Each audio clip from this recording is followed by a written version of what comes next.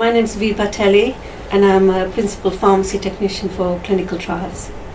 My name's Nicola Holt and I'm one of the Senior Pharmacy Managers for Clinical Support. While I was at university, I actually had a Saturday and holiday job in the Harrods Pharmacy, but my first summer job was at Charing Cross Hospital. I spent 8 weeks there. I enjoyed it so much that I decided to apply to Charing Cross Hospital for my pre-registration year, and once I qualified I decided to stay on there for a year because I felt that I had so much more to learn.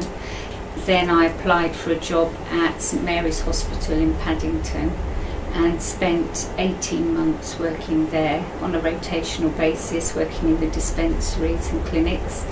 Then a job at the Brompton Hospital came up as a dispensary manager. That was in 1991 and I've been here ever since and seen many changes in that time. So what were your day-to-day duties and how do they compare to now? My role as a pharmacy technician then was doing medicines information and clinical trials just a couple of days a week, and the rest of the week I would be doing inpatient, outpatient prescription dispensing, preparing the ward boxes for the storekeeper in the morning, and making pharmaceutical items like chloral hydrate suppositories. Brompton suspending agent was something we used to do before. We used to get liquids for patients commercially. We were making a suspending agent, and if any child needed a liquid preparation, we would grind up the tablets and put it in this suspension so it's easier for the patient to take their medication. We used to make fluorohydrocortisone capsules for a sweat test, which we used to supply to all the hospitals in the UK, and this very specific sweat test for diagnosing cystic fibrosis that Professor Margaret Hodgson developed at the Royal Brompton. So my role was quite varied. I was using my pharmacy technician skills in that role, and we also used to do cytotoxics and TPN. We had a small unit in the pharmacy, so it was quite a varied job and quite interesting. The main difference is when we started 30 years ago, people had to do lots of little jobs rather than one specialist job, and when I came as a dispensary manager. At that time we had dispensary in the Sydney Street site as well as the Brompton site. Yeah, so when I started there were two dispensaries, weren't there, Vibha? That's right, yes. That? So there was one in Sydney Street and one on the Brompton site, and I was just dispensary manager for the Brompton site. At that time we didn't have specialist pharmacists, so we had to do wards as well, and I started up on the foulest ward, which was the cystic fibrosis ward. And I actually remember starting up the ward rounds with Professor Margaret Hodgson. It was a long time ago. That's right. So there were a lot of different things then, and then you had to come back down from the ward to the dispensary and manage that. So I remember in those days, in that first year here, we had a lot of changes. I set up the ward rounds for cystic fibrosis patients, and with Dr. Bryn Hughes, who was the chief pharmacist, I set up the home care service for the cystic fibrosis patients so that they could have antibiotics at home. And we had the mini bags that we used to order from Baxter. We did have the mini bags, yeah, they were frozen. Frozen, yes. And we used to defrost them during the course of the day before sending them up to the ward, check for particles. So that was quite different then. The dispensary manager from the Sydney Street site left, and then I had to take over the two dispensaries. And I moved into paediatrics at that point. So I was doing paediatric wards, ward rounds, and all the other jobs that clinical pharmacists provide, and managing the two dispensaries.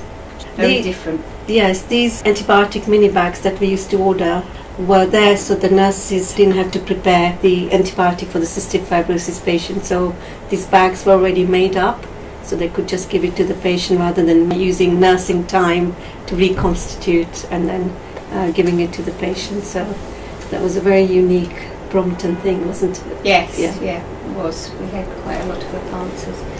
One of the other things I set up there, Vibha, I don't know if you remember, there wasn't a formal technician accredited checking system in those days, but I decided that the chief technician would be very capable at checking prescriptions, so we started to put in a system here, and that was probably one of the first technician checking systems. Do you remember the patient information cards we set up as well? Yes, I do. So every time we dispensed a prescription for a patient, we used to do an extra label that went onto this medication card, which the patient would have with them all the time, with the medicines helpline number, if they had any queries. So if the patient went to community or to their GP, the GP would have a record of what they got from the Royal Brompton. That was probably the first patient medicines helpline Yes. card that we had. Things have moved on quite a long way though since then. People just get a nice smart card now They do. with a phone number on it. Yes. So what are your day-to-day duties in your current role now? So my current role is a provision of a clinical trial service for the Brompton and Harefield site. We have about 50 clinical trials at the moment, so my role is setting the trials up, checking the drugs when they come, that they've got all the labelling, all the legal requirements, writing a trial-specific procedure so the dispensary staff can do the dispensing and checking, attend to study monitors who come in to check that we're running the trials properly, and training staff on clinical trials and GCP. You've come a long, long way in 30 years, Vibha. I have. It's changed a lot. Yeah, it has changed a huge amount.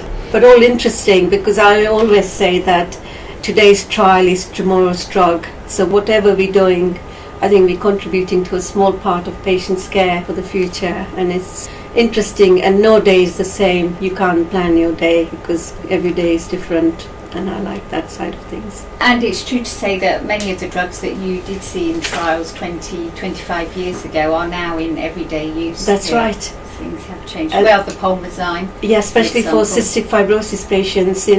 When I came here, their lifespan was maybe in their teens, early 20s. But because of invention of things like Pulmozyme, newer antibiotics, things like mannitol that helps them loosen their secretions so they don't get infections, patients are living a lot longer. So their quality of life has improved. And that's all because of research in places like the Royal Brompton.